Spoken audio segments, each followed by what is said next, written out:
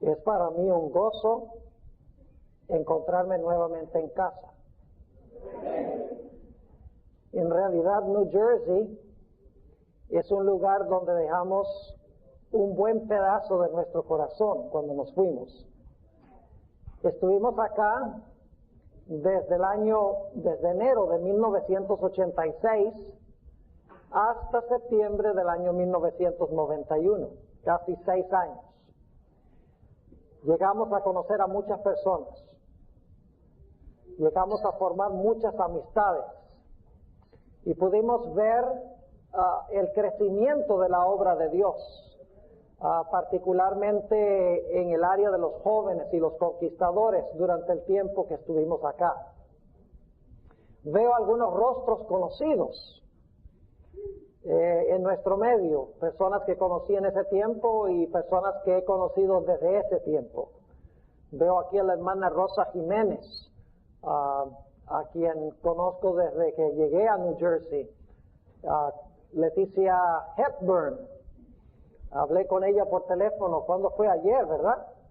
Anoche, imagínense, hablé en California con ella ayer y aquí estamos en New Jersey. La maravilla del transporte. Veo al hermano Wagner Vélez, que a su esposa, ¿saben ustedes que yo tuve el privilegio de casarlos a ellos durante el tiempo que estuve acá? No me echen la culpa a mí. Veo aquí al hermano Castillo, su esposa, hermano Ramírez, con quien he hablado mucho por teléfono, pero no lo conocía personalmente, pastor Hooker, que hace años somos amigos. Trabajamos juntos en Colombia por un buen tiempo, allá en nuestra institución en Medellín. Varias otras personas que veo, Gilberto Sandoval. ¿Quién no conoce a Gilberto Sandoval? Todo el mundo conoce a Gilberto. Y algunas otras personas que he visto por ahí. En realidad, por eso digo que es un privilegio estar nuevamente en casa, porque considero este lugar mi casa. La hermana que acaba de entrar, yo le reconozco la cara. Lo que no me acuerdo es el nombre. La hermana Rosales. Sí, yo vi a su hijo recientemente en la Florida, creo. ¿No es familiar? ¿Tiene familiares en la Florida? Su hijo. Muy bien, ¿cómo no? Sí, tuve el privilegio de hablar con él un buen rato allá. Yo pensé que ustedes se habían mudado para Florida también, ¿no? Posiblemente. No lo considere mucho. Hay demasiada gente por allá. Quédese por acá. Todo el mundo se va huyendo del frío. Bien, estoy contento de estar con ustedes durante esta semana. Yo sé que esta noche la asistencia ha sido impactada porque es Día de la Madre y muchas personas prefirieron irse a los restaurantes a comer la comida que perece. Pero está bien, hay que celebrar el Día de la Madre. Yo sabía que iba a ser un problema cuando hicimos este compromiso, pero yo me imagino que mañana ya las personas que están celebrando este día tan hermoso van a estar nuevamente con nosotros. Dicho sea de paso, quiero felicitar a las madres en nuestro medio. Gracias a Dios por las madres. ¿Qué haría este mundo sin madres? ¿Verdad? No habría mundo sin madres, en realidad. Quiero repasar brevemente lo que vamos a estudiar en el transcurso de esta semana. Quiero decirles que el temario de esta semana es un temario que sí he predicado algunos temas en algunas partes, pero no lo tengo en cassette. Es decir, es una serie relativamente nueva. Y les voy a explicar un poco qué es lo que vamos a estudiar durante el transcurso de esta semana, todas las noches, 7:30, y terminando el próximo sábado en la mañana y en la tarde. Vamos a tener también un tema el sábado por la tarde para aquellos que quieran venir a la hora de la sociedad de jóvenes, tal vez un poquito antes de la hora de la sociedad de jóvenes, porque queremos tener también una sesión de preguntas y respuestas para que ustedes puedan preguntar cualquier cosa que quieran relacionado con la Biblia y voy a hacer lo posible por contestar. Bien, ustedes tienen un programa en sus manos. Voy a repasar brevemente el temario para que sepan a dónde vamos en nuestro estudio juntos, y entonces voy a tener una oración y vamos a entrar en nuestro estudio de esta noche. El primer tema, el de esta noche, ¿por qué me has desamparado? Yo creo que este tema no necesita mucha explicación. Vamos a hablar del plan de salvación. Vamos a hablar de la gran controversia entre Cristo y Satanás, de la razón por la cual Jesús vino a este mundo. El tema de mañana y de noche, el pariente cercano. Vamos a estudiar un libro apasionante del Antiguo Testamento. Está relacionado con la hilación de temas de esta semana. Vamos a estudiar el librito de Ruth, 4 capítulos. Tiene una relación muy estrecha con el conflicto entre Cristo y Satanás y la victoria de Cristo sobre Satanás. Luego el martes en la noche vamos a estudiar esa magnífica escena que encontramos en Apocalipsis 4 y 5. El título del tema es El rescate de los rehenes. Y yo creo que ustedes ya más o menos se imaginan a dónde vamos con esto. Satanás tomó rehén a este mundo, pero el Señor Jesucristo se lo ha arrebatado de las manos. Y vamos a ver eso en un tema hermoso el martes en la noche, el rescate de los rehenes. El miércoles 12 vamos a estudiar el tema prisioneros en el calabozo. Voy a analizar la profecía de Isaías 24. Es una profecía fascinante en cuanto al milenio, en cuanto a la segunda venida de Jesús. Así que, aunque hayan escuchado temas antes sobre el milenio, este va a ser especial porque va a ser sobre el milenio en Isaías del capítulo 24. Generalmente lo estudiamos en Apocalipsis 20. Luego, el día 13, jueves, vamos a estudiar sobre los 24 ancianos que se mencionan en el libro de Apocalipsis.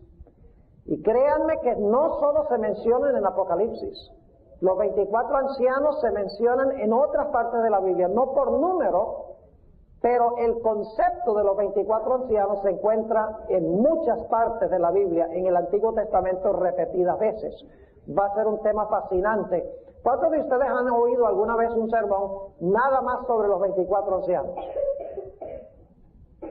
Veo una o dos personas. Casi no se habla de ellos. Nada más sobre los 24 ancianos. Tiene un significado profundo y tremendo para nosotros. Luego, el viernes por la noche, 4 panoramas del milenio. Ahí vamos a estudiar Apocalipsis 20 y 21 en detalle. Versículo por versículo, escena por escena. Y vamos a tratar de conseguir en esos capítulos el mensaje que tiene Dios para su pueblo en estos últimos días. Luego, el sábado 15, en la mañana, el tema será las 3 venidas de Jesús. Algunos dirán, pero pastor, usted se equivocó porque son la primera y la segunda venida. En realidad la Biblia habla de 3 venidas de Jesús.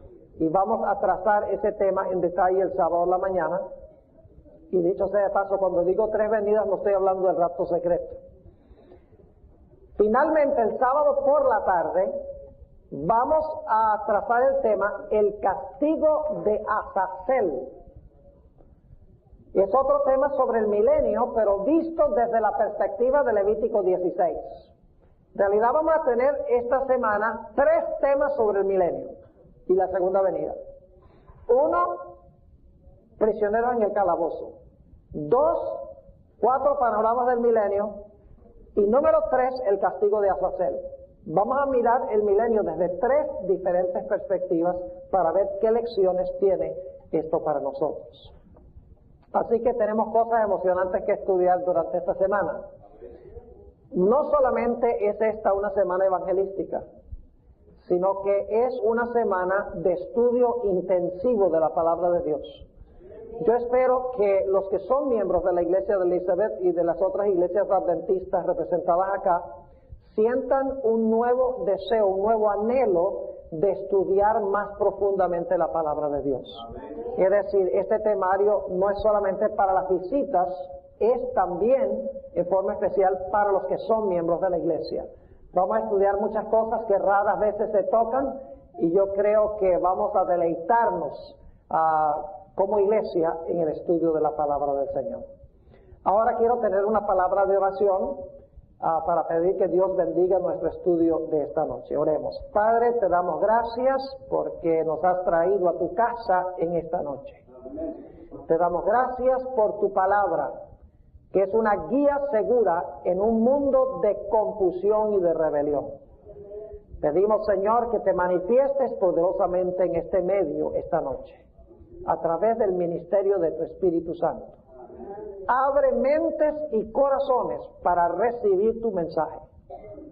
Si hay personas reunidas acá que no han tomado su decisión de seguir plenamente a Jesús, te ruego que esta sea la noche.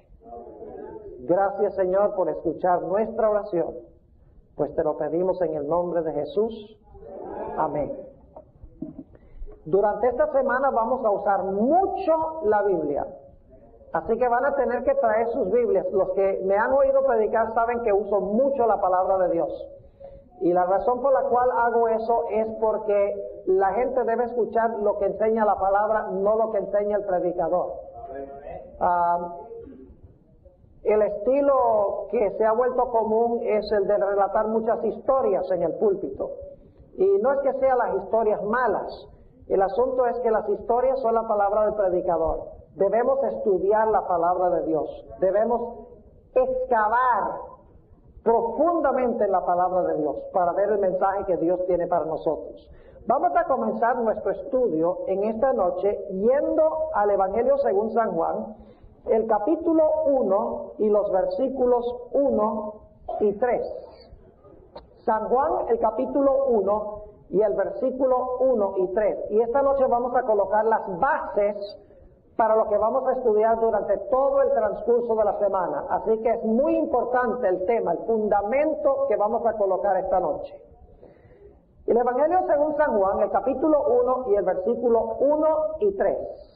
Dice allí: en el principio era el Verbo, y el Verbo era con Dios, y el Verbo era Dios. Dos puntos claves que quiero que notemos en este versículo. Número 1, usa la frase en el principio. Y número 2, dice que en el principio existía el Verbo y el Verbo era Dios. Es decir, en el principio el Verbo, Dios, estaba allí. Ahora quiero que noten el versículo 3, un tercer elemento. Todas las cosas por Él fueron hechas, y sin Él nada de lo que es hecho fue hecho. Tres elementos. 1, en el principio. 2, el Verbo, quien era Dios. 3, creó todas las cosas. Ahora, ¿quién es este personaje? El versículo 14 lo explica. Dice: y aquel Verbo fue hecho carne y habitó entre nosotros. Es decir, ¿quién era ese Verbo que al principio creó todas las cosas? Jesús. Es decir, que cuando Génesis 1:1 dice: en el principio creó Dios los cielos y la tierra, ¿está hablando de quién? Está hablando de Jesús. Jesús fue el creador que se menciona en Génesis 1 y el versículo 1, y que se menciona en San Juan 1 y el versículo 1 y 3. Porque en ambos textos se usa la frase en el principio. En ambas frases habla de Dios y en ambas frases habla del Creador. Así que sabemos que es el mismo personaje. Es decir, el Creador de Adán y Eva no fue ni más ni menos que Cristo Jesús. Ahora, cuando Jesús creó a Adán, lo colocó en este mundo como rey de este planeta. Quiero que notemos eso en el Salmo 8 y los versículos 3 al 5. Salmo 8 y el versículo 3 al 5. Jesús creó a Adán y luego, después de crear a Adán, lo colocó como rey para gobernar en este mundo. Dice en el versículo 3, hablando el salmista: cuando veo tus cielos, obra de tus dedos, la luna y las estrellas que tú formaste, digo, ¿qué es el hombre? La palabra hombre ahí es la palabra Adán, de donde viene el nombre Adán. Digo, ¿qué es el hombre para que tengas de él memoria? Y el Hijo del Hombre que lo visites, pues le has hecho poco menor que los ángeles y coronástelo de gloria y de lustre. Fíjense, este hombre recibió una corona, ¿sí o no? Dice, coronástelo de gloria y de lustre. Y luego dice, hicístelo enseñorear de las obras de tus manos. Todo lo pusiste debajo de sus pies. ¿Qué posición ocupaba Adán cuando Jesús lo creó? Dice que todo fue colocado debajo de sus pies. Es decir, fue colocado como rey de este mundo por Jesús, quien lo creó. Pero todos conocemos la triste historia. Por eso estamos aquí en esta tarde. Adán, el padre y representante de la raza humana, el que debía ser rey y gobernante de este planeta, se dejó vencer por Satanás. Y cuando se dejó vencer por Satanás, le entregó el reino, le entregó el mundo al maligno. Ustedes dirán, ¿cómo sabemos que Adán le entregó el reino al maligno? Vamos al Evangelio según San Lucas, el capítulo 4. San Lucas, el capítulo 4, y vamos a anotarlo. Lucas 4, y quiero empezar leyendo en el versículo 5. Aquí Satanás lleva a Jesús a un alto monte y le muestra a Jesús todos los reinos de la tierra. Y quiero que noten la escena empezando en Lucas 4, 5. Dice, y le llevó el diablo a un alto monte y le mostró en un momento de tiempo todos los reinos de la tierra. ¿A quién le fueron dados esos reinos originalmente? A Adán. Versículo 6. Y le dijo el diablo, a ti te daré toda esta potestad y la gloria de ellos, porque a mí es entregada y a quien quiero la doy. ¿Qué le está ofreciendo Satanás a Jesús? Le está ofreciendo los reinos del mundo a Jesús. Dice, porque a mí han sido, ¿qué cosa? Entregados esos reinos. Ahora yo pregunto, ¿quién le entregó ese reino o esos reinos a Satanás? Adán. Cuando Adán se dejó vencer por Satanás, Satanás le usurpó el trono, le quitó el trono y ahora Satanás llegó a ser el gobernante de este mundo. Jesús lo llamó el príncipe de este mundo. Y lo triste es que después le nacieron descendientes a Adán. Y la Biblia nos dice que de sus descendientes ni uno solo pudo vencer plena y totalmente a Satanás. Como dice en Romanos 3 y el versículo 23, todos han pecado y están destituidos de la gloria de Dios. Romanos 3:10 dice, no hay justo ni aún uno. Es decir, dentro de la raza humana no había nadie que pudiese quitarle el reino a Satanás, que Satanás le había quitado a Adán. La raza humana estaba perdida. No había nadie dentro de la raza humana que pudiese lidiar con Satanás, ganarle, quitarle el reino para restaurárselo nuevamente al hombre. Por esa razón fue que el mismo Creador escogió hacerse Redentor. Solo Jesús podía redimir a la raza humana. Y ustedes dicen, ¿por qué un ángel no podía? ¿Por qué no podía un ser, tal vez un ser de otro mundo? ¿Por qué no podían ellos redimir a la raza humana? ¿Saben por qué?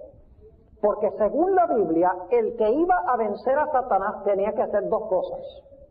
Primero, tenía que vivir una vida sin pecado. Segundo, debía morir por el pecado.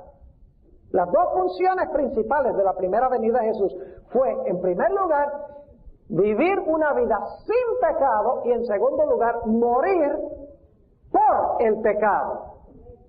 Y tenía que hacerlo por toda la raza humana. ¿Por qué solo Jesús podía hacerlo? Porque solamente el que creó a toda la raza humana podía redimir y ofrecer su vida en lugar de las vidas de toda la raza humana que él creó. Solo el que creó a todos podía morir por todos y vivir por todos. Y el único que realmente creó a todos fue Jesús. Y algunos dirán, bueno, Jesús no me creó a mí, yo nací de mi mamá. Y yo le pregunto, ¿de dónde nació su mamá? De la mamá de ella. ¿Y la mamá de ella dónde nació? De la mamá de ella. ¿Y la mamá de ella dónde nació? De la mamá de ella. Si van hacia atrás, ¿hasta dónde llegan? Llegan hasta Adán y Eva. Es decir, cuando Jesús creó a Adán y Eva, creó a toda la raza humana. Porque toda la raza humana viene de ellos. Solo el que creó a todos podía venir a este mundo para ofrecer su vida por todos. Y debo repetir que no era suficiente que Jesús viniese a morir por el pecado. Tenía que venir a vivir una vida perfecta sin pecado. Tenía que pasar por el camino por el cual pasó Adán, enfrentar a Satanás, vivir una vida sin cometer ni un solo pecado. Y luego tenía que morir cargando los pecados de la raza humana para que los seres humanos se pudiesen salvar. Y así fue que Jesús decidió venir a este mundo. ¿Saben ustedes que en la Biblia el conflicto entre Cristo y Satanás se describe con terminología militar? ¿Oyeron lo que dije? El conflicto entre Cristo y Satanás en toda la Biblia se describe con terminología militar. En realidad es una guerra entre dos generales. Ustedes conocen ese pasaje de Apocalipsis 12, 7 al 9, donde dice que hubo guerra en el cielo. Miguel y sus ángeles lidiaban contra el dragón y sus ángeles. Es decir, esta guerra es una guerra de dos generales y sus ejércitos peleando, un general con el otro y un ejército con el otro. Lo que hizo Jesús se describe en terminología militar. Ahora fíjense, cuando un general va a ir al territorio del enemigo, ¿qué hace? ¿Va desarmado? No, se arma hasta los dientes, ¿verdad? Busca sus mejores armamentos, sus mejores soldados y se prepara para la batalla. Lo interesante es que el Señor Jesucristo, escuchen bien, vino a este mundo, al territorio del enemigo, como un bebé aparentemente indefenso. ¿Qué forma rara de un general ir a la batalla? Contra un enemigo potente que gobernaba básicamente el mundo. Y llegar ese individuo, ese general, a encarnarse en la raza humana como un bebé en un planeta rebelde contra un general poderoso, uno diría, esa es una forma increíble y loca para venir a pelear contra el enemigo. Y sin embargo, esa fue la forma en que el Creador se hizo el Redentor. Fue viniendo a este mundo como un bebecito. A veces me gusta pensar un poco cómo habrá sido esa despedida del cielo. Jesús era el comandante de los ángeles, Miguel y sus ángeles. Ahora imagínense ustedes cuando vino el momento en que de alguna forma misteriosa que nosotros no podemos entender, el Padre dijo, ha llegado el momento en que yo voy a implantarte en el vientre de María.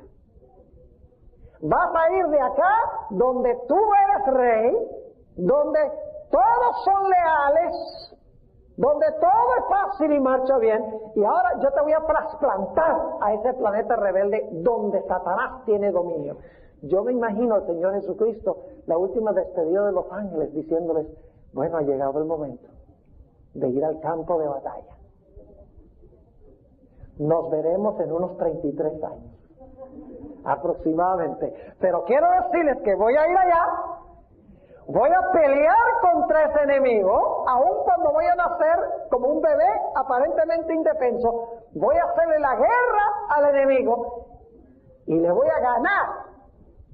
Y voy a regresar victorioso. No olviden eso. Voy a regresar victorioso al cielo. Pasado mañana vamos a estudiar esa escena del regreso de Jesús al cielo en su ascensión. Es increíble ese tema. No falten por nada en el mundo. Así que Jesús, el Creador,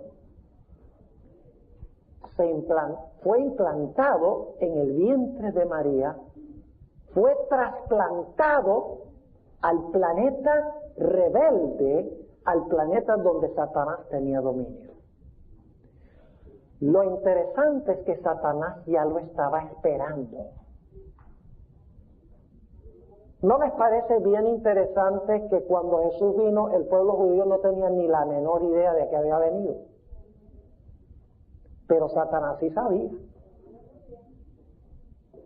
Es más, Satanás estaba siguiendo, como veremos mañana en la noche, Satanás estaba siguiendo el linaje del cual iba a venir el Mesías. Cada familia la miraba y decía, tengo que mirar bien esta familia, a ver, ¿es de la tribu correcta? ¿Son piadosos? Y así sucesivamente Satanás se fijó en el linaje, hasta el momento que llegó Jesús a este mundo. Nos dice en Apocalipsis el capítulo 12 que cuando esta mujer estaba embarazada, el dragón se paró al lado de la mujer con el fin de devorar a su hijo cuando hubiese ¿qué? Cuando hubiese parido. Es decir, Satanás sabía que el Mesías había venido y que el Mesías iba a nacer en Belén. Y él dice, antes de que él pueda vivir una vida santa, antes de que él pueda ir a la cruz, yo voy a cortar esto ahora mismo. Y por lo tanto, cuando Jesús nace, trata de matarlo. Y quiero que noten cómo trata de matarlo. Trata de hacerlo usando un instrumento humano. ¿Saben que Satanás es un experto en tirar la piedra y esconder la mano? Lo que vemos en la historia es la pedrada. Pero la pedrada vino de detrás del telón. Por ejemplo, si ustedes leen Apocalipsis el capítulo 12, donde dice que el dragón se paró al lado de la mujer para devorar al hijo cuando hubiese nacido, ustedes dicen, bueno, Satanás quería matar al bebé, pero si ustedes leen en Mateo el capítulo 2, en realidad no dice que Satanás se paró al lado de la mujer para devorar al niño, dice que Herodes trató de matar a Jesús. Podríamos decir que Herodes era la piedra y Satanás el que la tiró. Porque la verdadera historia que se está escribiendo no es la que se ve, la verdadera historia que se está escribiendo es la que no se ve. Lo que está pasando detrás del telón. Y tenemos que recordar eso durante el transcurso de esta semana. Lo que pasa en el mundo invisible es mucho más real que lo que vemos en el mundo visible. Así que Jesús llega, nace. Satanás lo está esperando. Dice, lo voy a matar antes de que pueda vivir esa vida santa, antes de que pueda morir por los pecados de la raza humana. Voy a cortar esto enseguida. Pero la Biblia nos dice que Dios providencialmente intervino y no permitió que Satanás matara al niño. Porque el niño no era indefenso, porque tenía la defensa de su propio padre. A través de todo el ministerio de Jesús, hermanos y hermanas, visitas, la Biblia nos dice que Satanás acechó a Jesús. ¿Pueden ustedes imaginarse lo que significa vivir en el mundo 33 años y tener a un enemigo que lo acecha a uno 24 horas al día, 7 días a la semana, 365 y un cuarto días al año?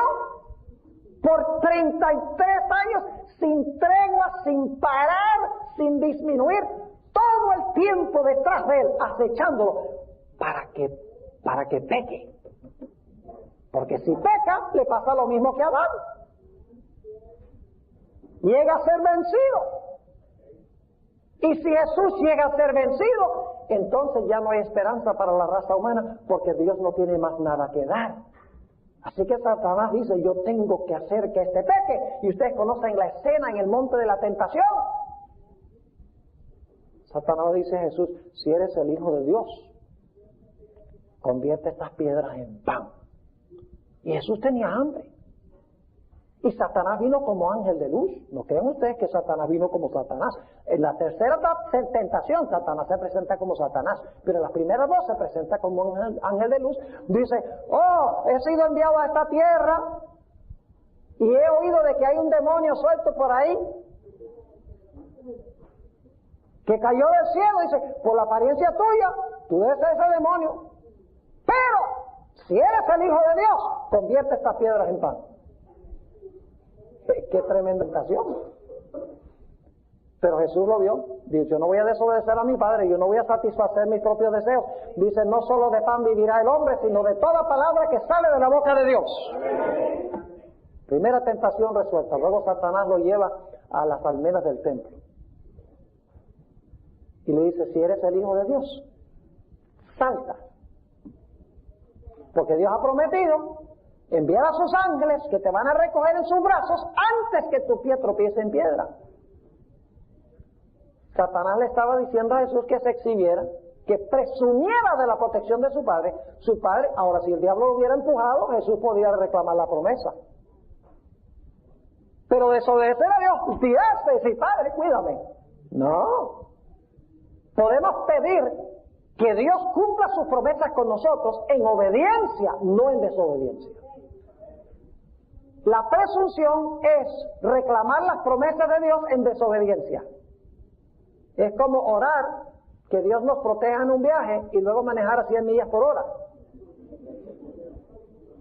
Es como orar que Dios nos ayude a pasar un examen cuando no hemos estudiado.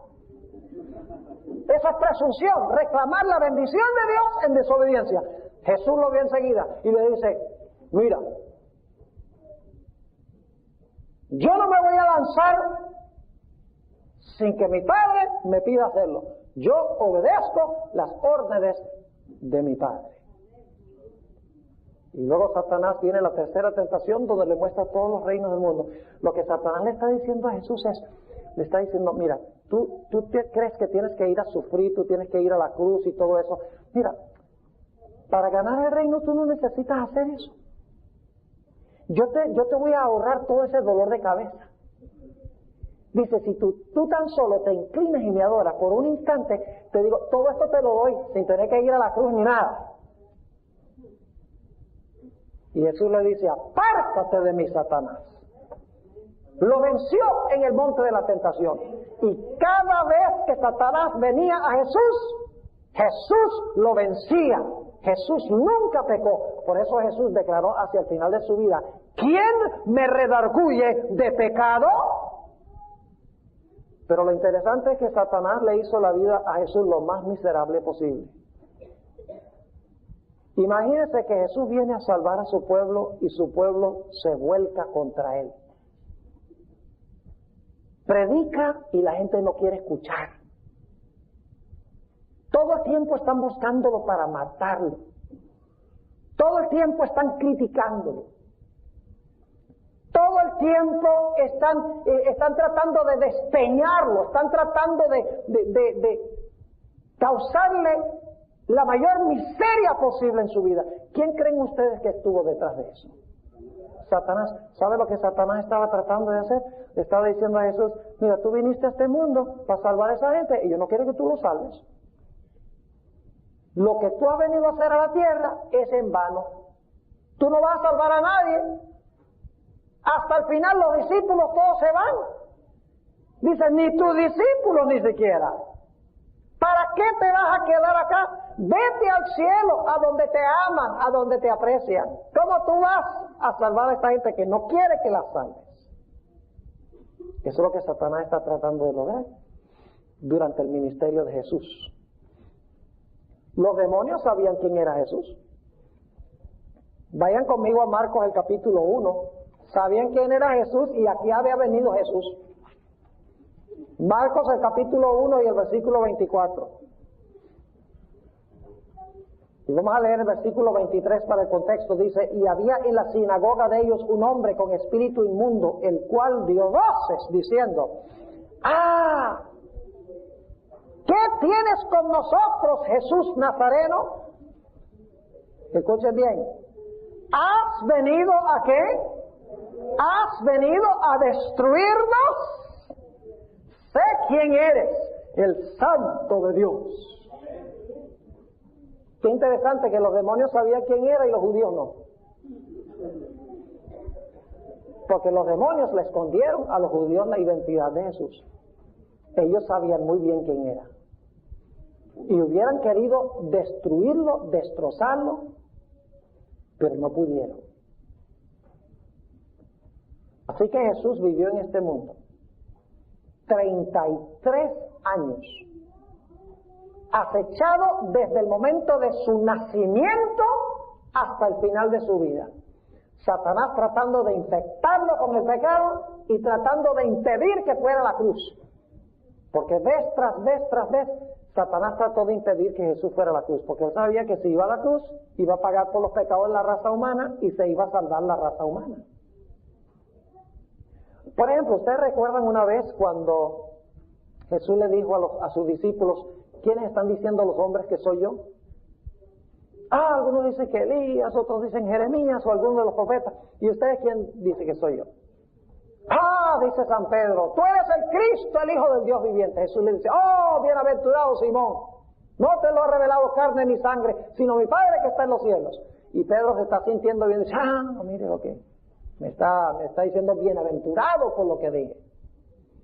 Y luego Jesús dice, tengo que ir a Jerusalén, me van a maltratar, me van a matar, y voy a resucitar el tercer día.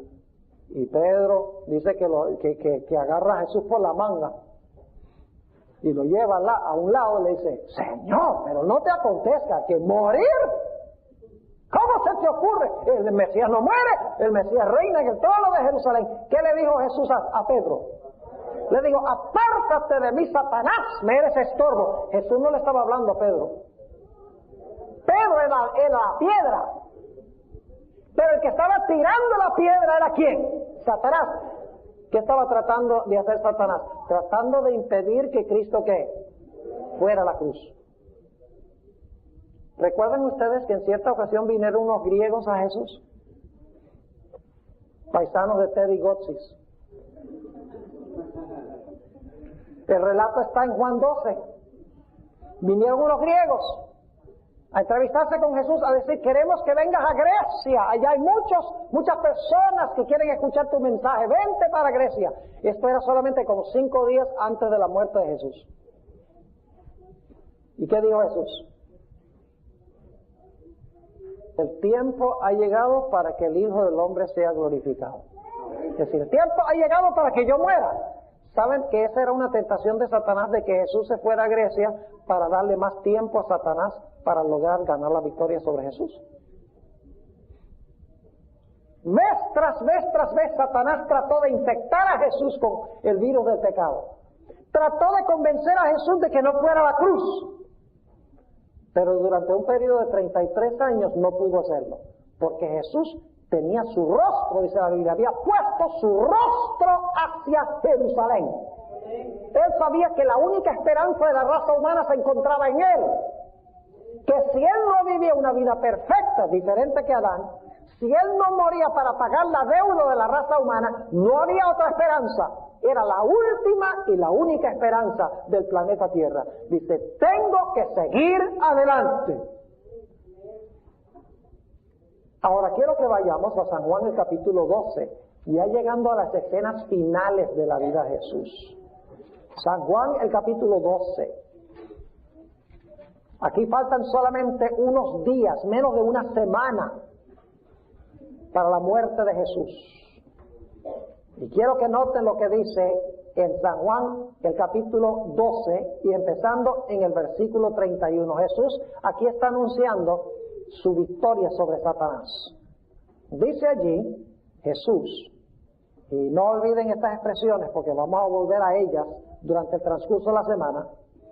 Dice Jesús, ahora es el juicio de este mundo.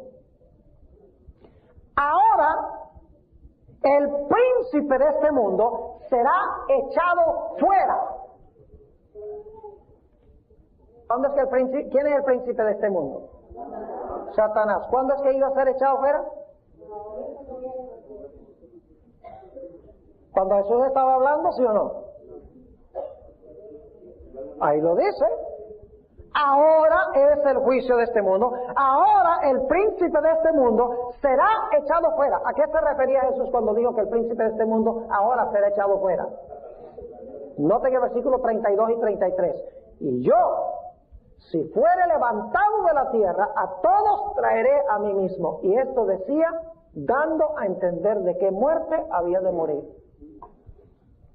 ¿Qué es lo que iba a echar fuera al enemigo?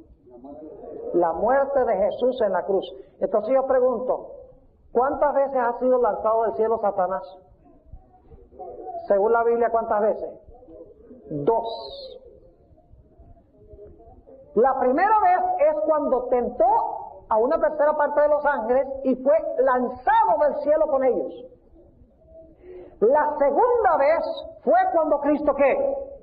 Murió. Y usted dice, ¿cómo puede ser lanzado del cielo 2 veces? Vamos a encontrar en nuestro estudio durante el transcurso de esta semana que antes que Cristo muriera en la cruz, Satanás continuó siendo el representante del planeta Tierra, porque nadie había venido para quitarle su puesto. Cuando Dios hacía reuniones en el cielo y era necesario que los representantes de las diferentes esferas del universo se presentaran ante esa reunión, la Biblia dice que Satanás se presentaba como representante de este planeta.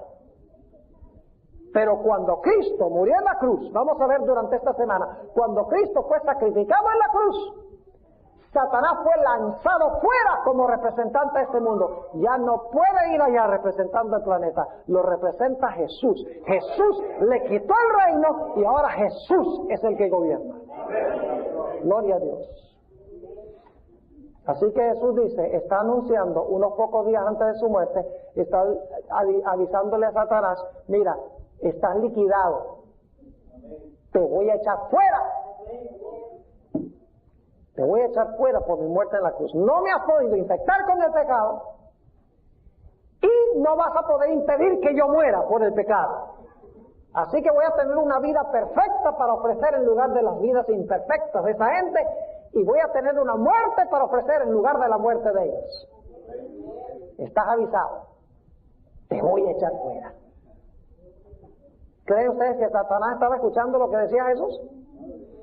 ¿Creen que Satanás dice, no, entonces me rindo? Satanás se propuso de que iba a hacer ¿qué cosa?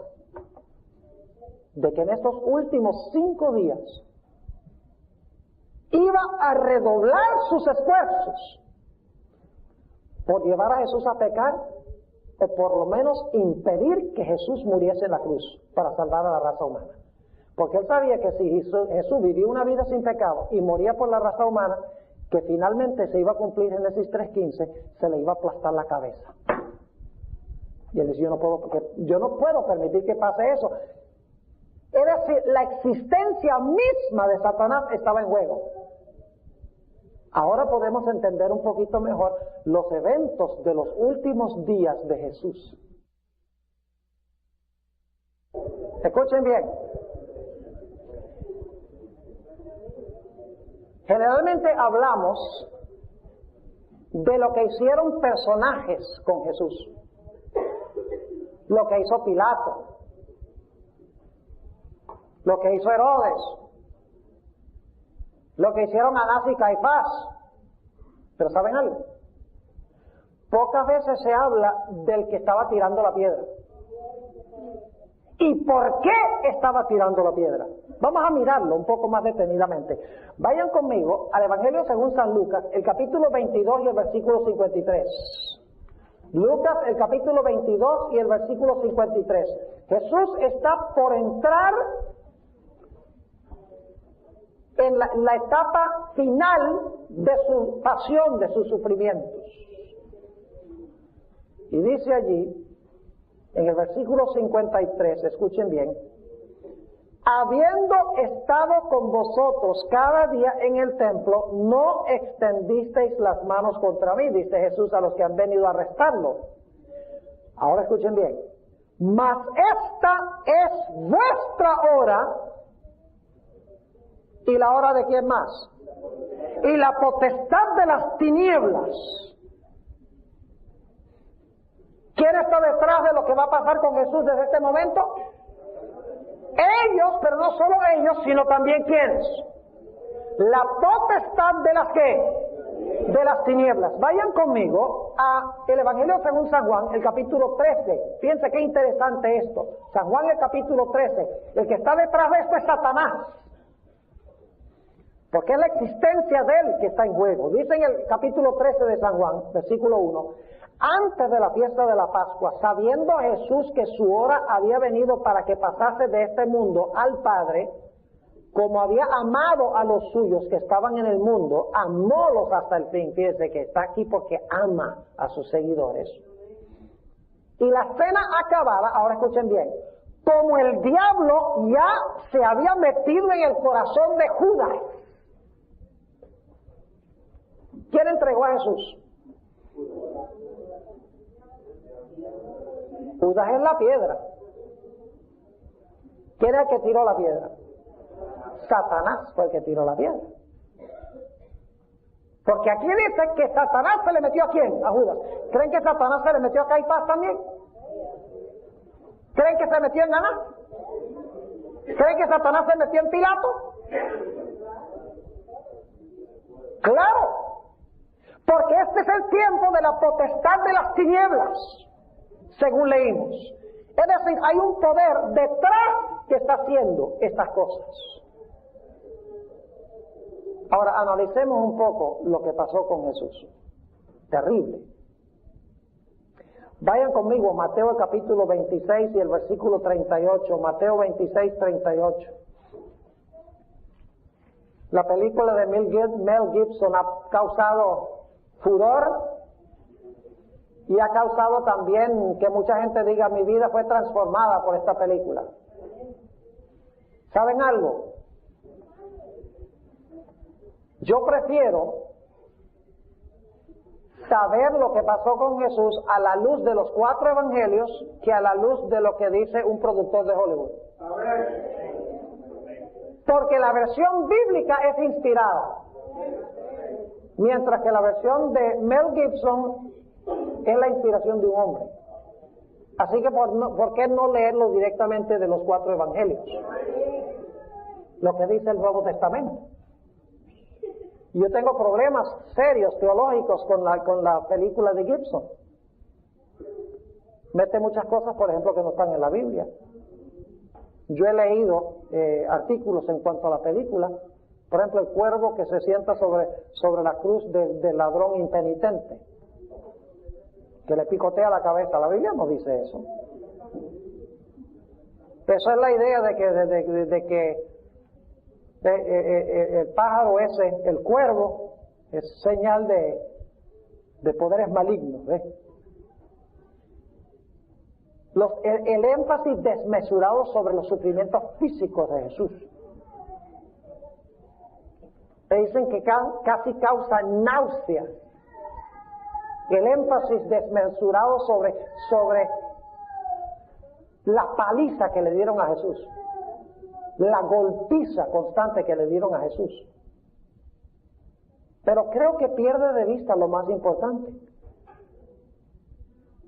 Y es que había un poder detrás de esto, que tenía una motivación especial en lo que estaba llevando a la gente a que hiciera en ese momento. Examinemos lo que dice la Biblia en cuanto al sufrimiento, los sufrimientos de Jesús. Mateo capítulo 26 y el versículo 38. Dice aquí, hablando a sus discípulos, entonces Jesús les dice: mi alma está muy triste hasta la muerte. Quedaos aquí y velad conmigo. Y luego la Biblia dice que Jesús va un poquito más adelante, cae con su rostro en la tierra y empieza a clamar a su Padre. Noten lo que dice el capítulo 26 y el versículo 39. Esto se repite 3 veces. Capítulo 26 y el versículo 39, yéndose un poco más adelante, se postró sobre su rostro, orando y diciendo: Padre mío, si es posible, pase de mí esta copa. ¿Qué tiene Jesús en la mano? Una copa. Empero no como yo quiero, sino como tú. Y luego en el versículo 42 dice que eleva la misma oración por segunda vez. Otra vez fue segunda vez y oró diciendo: Padre mío, si no puede esta copa pasar de mí sin que yo lo beba, hágase tu voluntad. Fíjense que se agrega la idea de que tiene una copa y tiene que ¿qué? Tiene que beber la copa. Versículo 44, y dejando los jueces de nuevo, y oró tercera vez diciendo las mismas palabras, rogándole a su Padre que le quitara la copa que tenía que beber. Ahora la pregunta es, ¿qué es lo que contenía esa copa? Esa copa, mis hermanos y hermanas, tenía algo que nosotros nunca podremos comprender. Tenía dentro de esa copa la ira de Dios contra el pecado. Porque Jesús había escogido tomar todos los pecados de la raza humana sobre sí. Desde el pecado de Adán hasta el último pecado que se va a cometer en la historia del mundo. Jesús había escogido asumir la responsabilidad por todos esos pecados. Esa era la copa amarga de la ira de Dios. Es la misma copa que menciona Apocalipsis, las 7 copas de la ira de Dios. Imagínense ustedes la ira de Dios manifestada contra su propio Hijo. El que no salvó a su propio Hijo, como dice el apóstol Pablo en Romanos. El libro de los Hebreos agrega detalles a esta escena. Hebreos el capítulo 5 y el versículo 7. Hebreos el capítulo 5 y el versículo 7.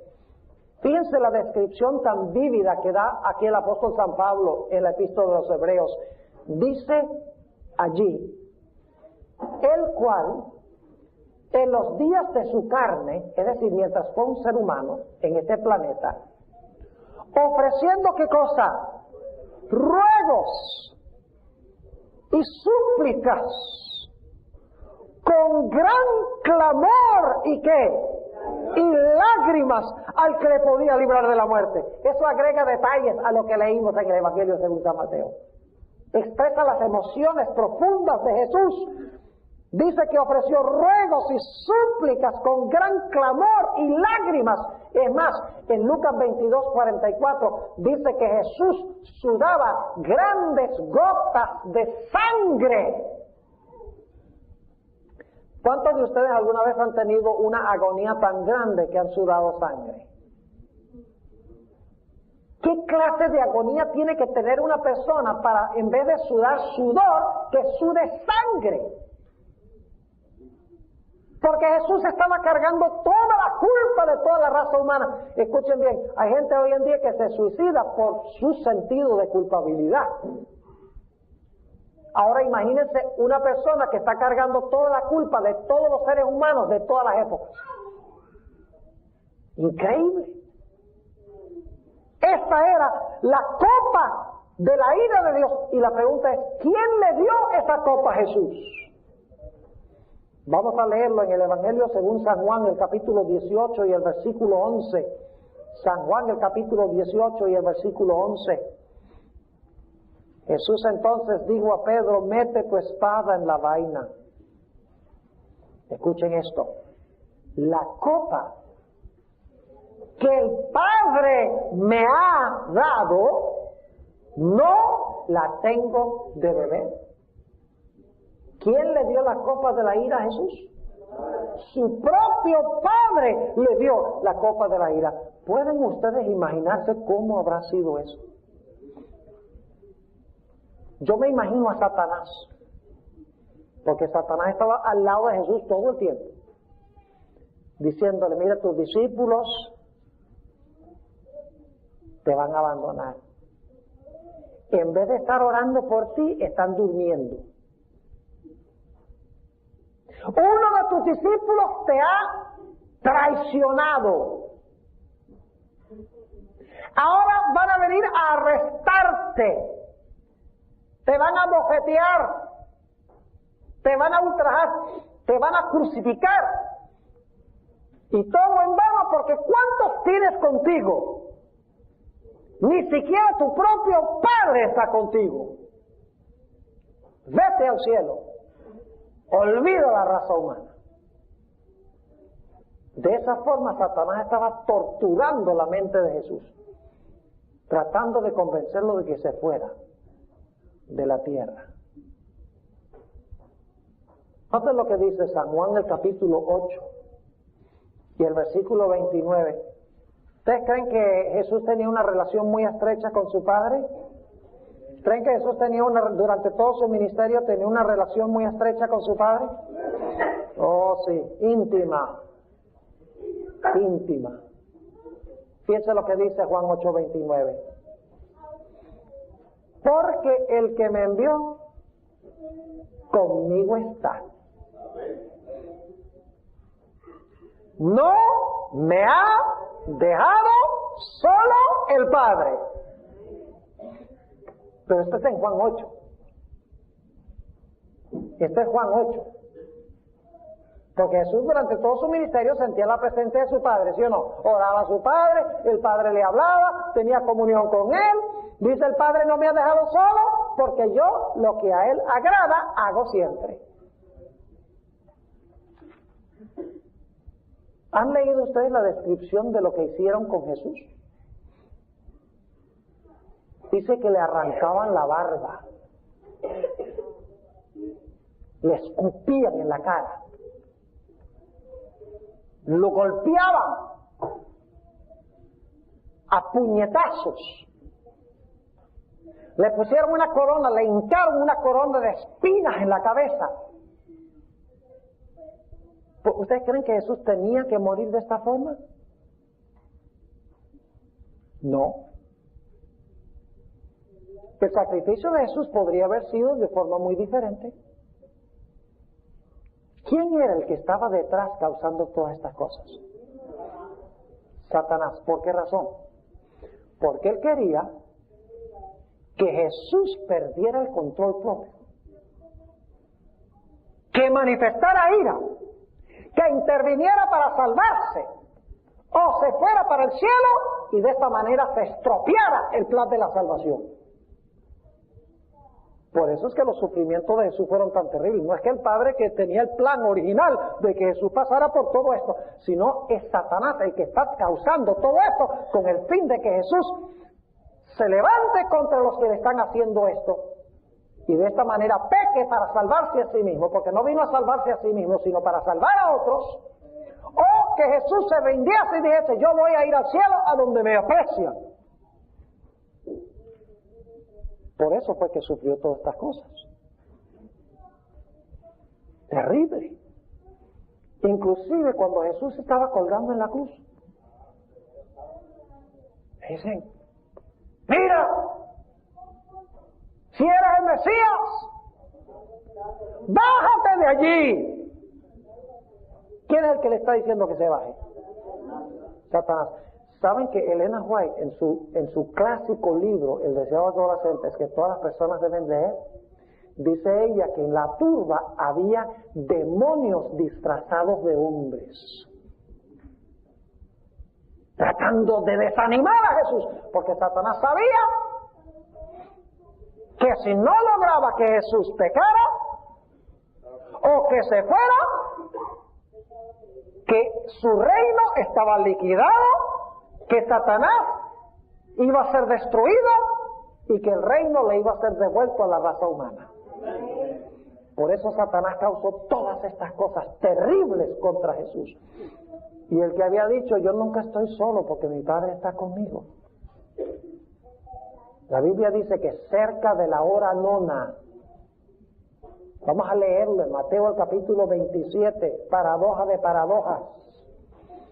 Mateo el capítulo 27 y el versículo 46. 27, 46. Aquel que había dicho que nunca el Padre lo había dejado solo, ahora está colgado en la cruz cerca de la hora nona, cerca de las 3 de la tarde, está a punto de morir. Dice, cerca de la hora de nona, Jesús exclamó con grande voz diciendo, Elí, Elí, lama sabactani. Esto es, Dios mío, ¿por qué me has desamparado? Aquel a quien el Padre nunca había dejado solo, ahora dice, ¿por qué me has desamparado? Porque la carga de pecado que él llevaba era tan ofensivo contra su Padre que su Padre retrajo su rostro de él. Porque Jesús estaba sufriendo lo que tú debes sufrir y lo que yo debo sufrir. Lo que Adán debería haber sufrido, lo estaba sufriendo Jesús. La ira de Dios sin mezcla de misericordia, lo estaba sufriendo. Y clama, Dios mío, ¿por qué me has desamparado? ¿Murió Jesús desamparado? No. Bueno, y ustedes dicen, pero acaba de decir, ¿por qué me has desamparado? ¿Jesús se sentía qué?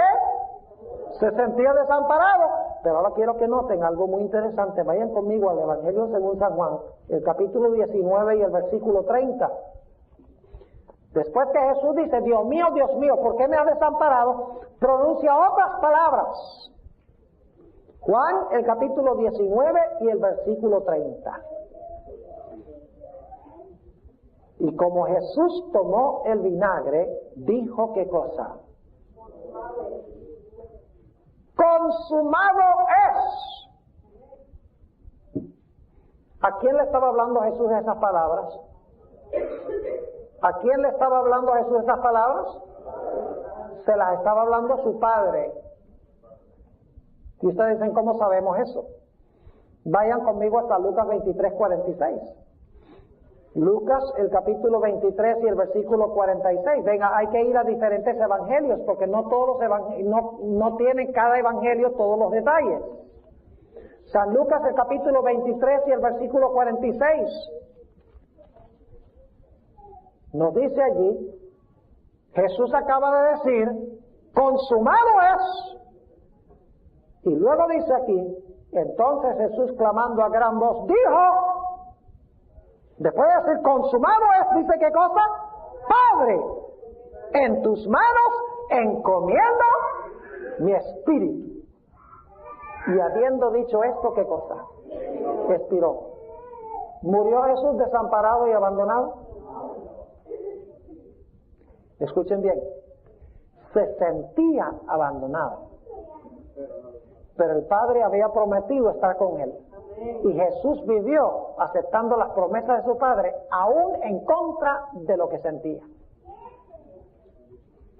¿No es cierto que a veces nos sentimos desamparados y abandonados de Dios? No se dejen gobernar por sus sentimientos y sus emociones. Dios dice, nunca te desampararé. Esa es una promesa. Aunque te sientas desamparado, no estás desamparado. Porque Dios dice que no estás desamparado. Y en este versículo, fíjense lo que sucede aquí. Jesús dice, consumado es. Está hablando a su Padre y dice, Padre, consumado es. en tus manos encomiendo mi espíritu. Es decir, Jesús le está diciendo, Padre, estoy dejando mi espíritu en tu cuidado, porque al tercer día me lo vas a devolver. Si no, ¿para qué le va a encomendar al espíritu? ¿Me están entendiendo lo que estoy diciendo? Dice, en tus manos encomiendo mi espíritu. Es decir, te encomiendo mi espíritu porque el tercer día tú me vas a devolver la respiración otra vez a este cuerpo. Se sentía desamparado, pero en realidad no estaba desamparado por su padre. ¿Están captando un cuadro interesante aquí? ¿Sobre qué se está librando esta batalla? ¿Quién va a qué? ¿Quién va a gobernar el mundo? Adán le dio el puesto a Satanás. Jesús vino a arrebatarle la posición a Satanás. Adán desobedeció a Dios y se hizo reo de muerte. Era necesario que uno viniese para vivir una vida perfecta, contrario que Adán, y que ofreciera su vida en lugar de la vida de Adán y todos sus descendientes. Y Jesús vino y lo hizo. Y cuando Jesús clamó en la cruz, consumado es, le estaba diciendo a su Padre, Padre, terminé aquello para lo que vine.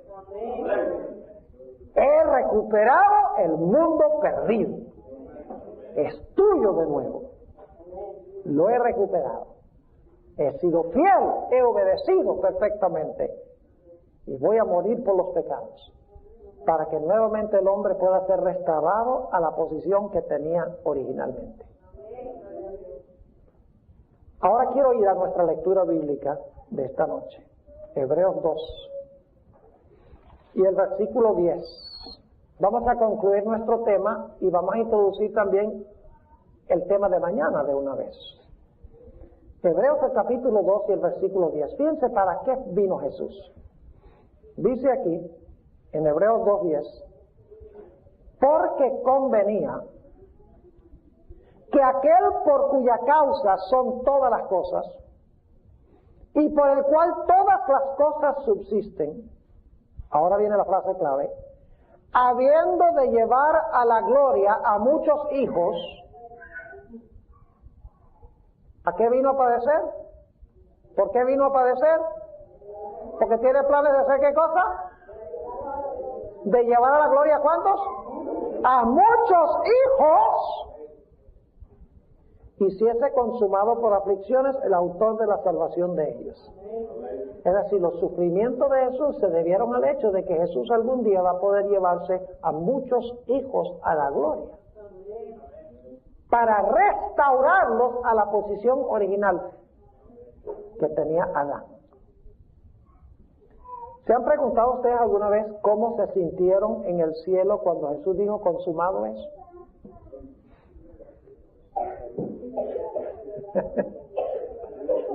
¿Cómo creen ustedes que se sintió el cielo cuando Jesús estaba pasando por su agonía en Getsemaní? ¿Creen que los ángeles estaban cantando y tocando sus arpas? Silencio. El cielo estaba indignado de que se tratase de esa forma su comandante. Ninguna arpa se oyó. Los coros guardaron silencio. Pero cuando Jesús dijo, consumado es, en tus manos encomiendo mi espíritu, en el cielo retumbaron los coros celestiales, proclamando victoria. Y ustedes dicen, ¿cómo sabemos eso? Vayan conmigo a Apocalipsis 12. Apocalipsis el capítulo 12. Vamos a hablar mucho, no solo de la tierra, sino del cielo durante esta semana. La Biblia dice que hay gozo, ¿dónde? En el cielo, por un pecador que ¿qué? Que se arrepiente. Dice Jesús que el que confiesa a Jesús aquí va a ser confesado ¿qué? delante de Dios y sus ángeles. Es decir, hay una conexión entre la tierra y ¿qué? Y el cielo. Noten Apocalipsis 12 y el versículo 10. Y oí una grande voz en el cielo que decía: ahora ha venido la salvación y el poder y el reino de nuestro Dios y el poder de su Cristo. Ahora escuchen. Porque el acusador de nuestros hermanos ha sido arrojado. Ahora, paremos un momentico allí. ¿Recuerdan de Juan 12? Lo que leímos de Juan 12. Dice Jesús: ahora es el juicio de este mundo. Ahora el príncipe de este mundo será lanzado fuera. ¿Tiempo del verbo? ¿Tiempo del verbo? Cuando Jesús jueves en la noche está hablando, ahora el príncipe de este mundo, ¿qué? Será lanzado fuera. ¿Futuro? ¿En qué tiempo está el verbo aquí? En Apocalipsis 12.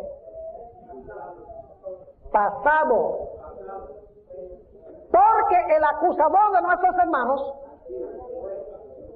Juan dice, lo voy a arrojar. Aquí dice, el acusador de nuestros hermanos ha sido arrojado. ¿Cuándo fue arrojado? Lo leímos en Juan 12, cuando Cristo murió en la cruz. Ha sido arrojado, el cual los acusaba delante de nuestro Dios día y noche. Ya no puede ir allá a acusar al pueblo de Dios, porque ya Satanás no representa este mundo. El que representa este mundo es Jesús. Jesús es el segundo Adán. Ahora es el Padre y representante de la raza humana. Ahora, noten el versículo 12. Por lo cual, ahora escuchen bien, introduciendo un punto muy importante. Por lo cual, alegraos, cielos. ¿Singular o plural? Alegraos, cielos, y los que moráis en ellos. Están procesando eso. Solamente, yo le pregunto, ¿solamente hay habitantes en el cielo donde habita Dios, en el tercer cielo? No, señor. Aquí dice, alegraos cielos y los que moráis en ellos. Y les voy a decir esta noche, de una vez les voy a decir para dónde vamos con esto. Y que espero que no se me ofenden los que no son adventistas. Tienen que venir a escuchar toda la evidencia. Hay habitantes en otros mundos, pero ninguno ha pecado. Así que no tienen que preocuparse de que vayan a venir en un ovni a hostigarnos acá. Yo le voy a comprobar en el transcurso de esta semana, sin duda alguna, bíblicamente, de que hay vida en otros mundos. Hay mundos que fueron creados antes que este, con habitantes santos y perfectos que viven allí. Y cuando hable de los 24 ancianos se van a quedar maravillados. Se los aseguro, aún los adventistas. Porque a veces siempre se nos hace esta pregunta: ¿hay habitantes en estos mundos, otros mundos, sí o no? Y entonces citamos a veces el espíritu de profecía y como que rebuscamos versículos. No hay que rebuscar ningún versículo, está clarito, bien esbozado en la Biblia, cuando estudiamos los 24 ancianos. Pero aquí tenemos una clara insinuación de esto. Porque dice, alegraos cielos y los que ¿qué? Y los que moráis en ellos. Es decir, el cielo ahora puede estar contento porque el fastidioso ya no está ahí. Fue lanzado fuera. ¿Y nosotros qué? Escuchen bien. ¡Ay! Ven el contraste. Alegraos cielos. ¡Ay! De los moradores de la tierra y del mar.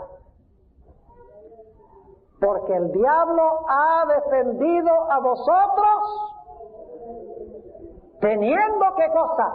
Grande ira, sabiendo que tiene poco tiempo. ¿Por qué? Porque Jesús ya le ha dado el golpe mortal en la cabeza. Sabe que le queda poco tiempo. El cielo se puede alegrar porque ya no puede ir ahí a fastidiar. Pero ay de los moradores de la tierra y del mar, porque el diablo, cuando fue lanzado de allá en la cruz, ha descendido con grande ira, porque sabe que sus días están contados. Gloria a Dios. Por eso quiero concluir en esta noche relatándoles una parábola que ustedes conocen muy bien, pero la quiero relatar desde otra perspectiva. Los eruditos han descubierto que las parábolas tienen una dimensión limitada y una dimensión más amplia. ¿Ustedes recuerdan la parábola de la oveja perdida? Había un pastor que tenía 100 ovejas. Y una de las ovejas se extravió del redil. Pregunta, ¿originalmente era del redil esa oveja? ¿Estaba sana y salva y segura en el redil? Sí. Y la Biblia dice que esa oveja se extravió, se perdió. Y dice la Biblia que Dios tuvo que mandar al pastor, tuvo que dejar las 99 seguras para venir a buscar la oveja que se había extraviado. Y después de haber encontrado la oveja extraviada, la pone sobre sus hombros y la trae de regreso otra vez al redil en medio de una explosión de júbilo y alegría. Ahora, generalmente nosotros le damos la interpretación limitada a esta parábola. Decimos, bueno, las 99 que no cayeron son los miembros que están en la iglesia. La oveja que se extravió es el que apostató de la iglesia. Y el pastor y los ancianos tienen que ir a buscar esa oveja que está extraviada y traerla a la iglesia. Ciertamente la parábola tiene esa aplicación, pero no es la aplicación más amplia de la parábola. Pueden leer, por ejemplo, en el libro Palabras de Vida del Gran Maestro, donde se expone la parábola de la oveja perdida y se da una interpretación más amplia. La oveja que se extravió es este pequeño planeta en medio del universo de Dios.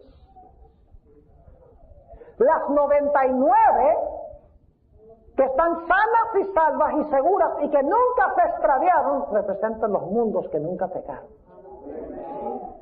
El hecho del pastor abandonar su lugar de seguridad para venir y buscar lo que se había perdido, es Jesús quien abandonó la seguridad del cielo, todos los mundos que no cayeron, para venir a este planeta, para rescatar a este mundo que se había perdido.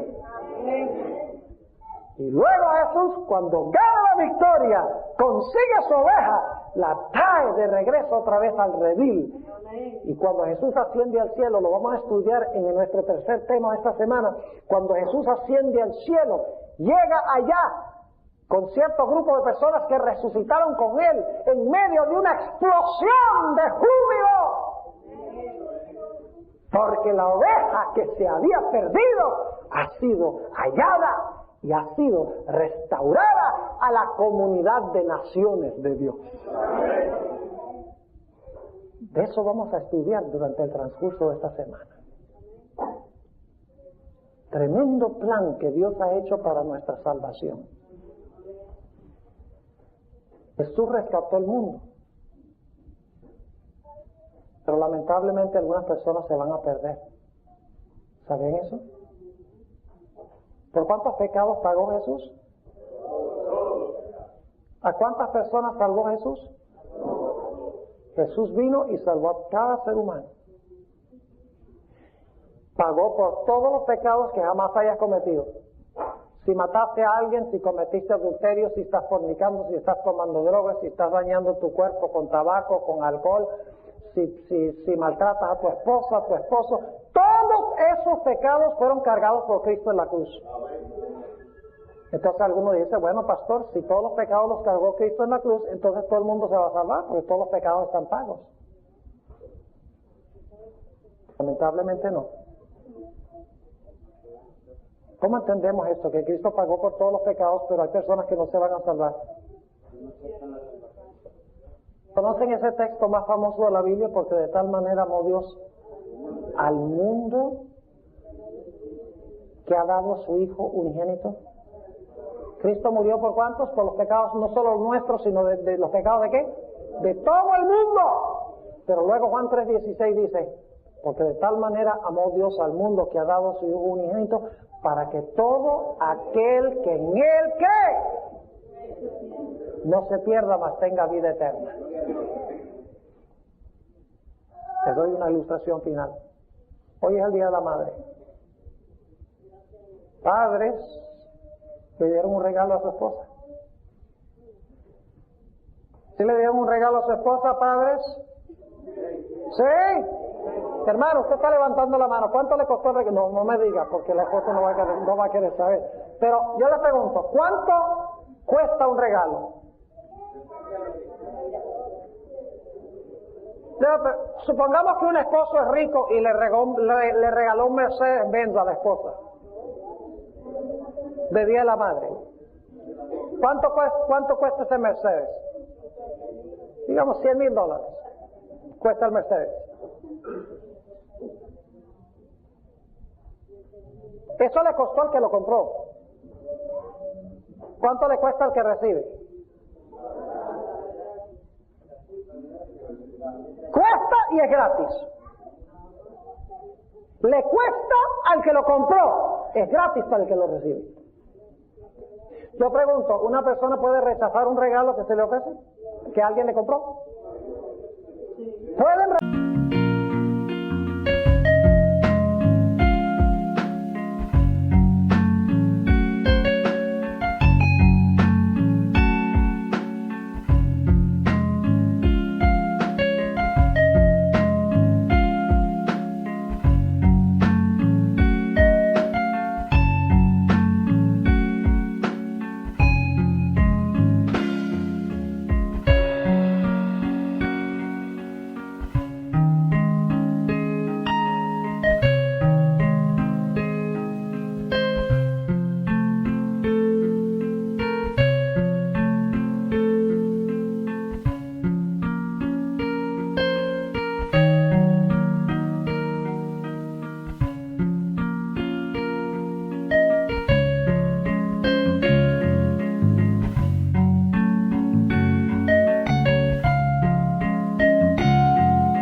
tienen la opción de rechazar el regalo que se compró? Sí. Lo triste es que va a haber muchos seres humanos en el planeta Tierra que, a pesar de que Cristo pagó un precio infinito para rescatarlos, van a rechazar el regalo.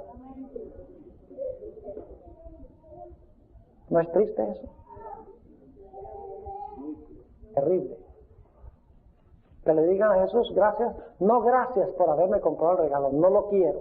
Yo sé que tú lo compraste, lo pagaste, no lo quiero. Ojalá que nadie aquí en esta noche esté en esa categoría.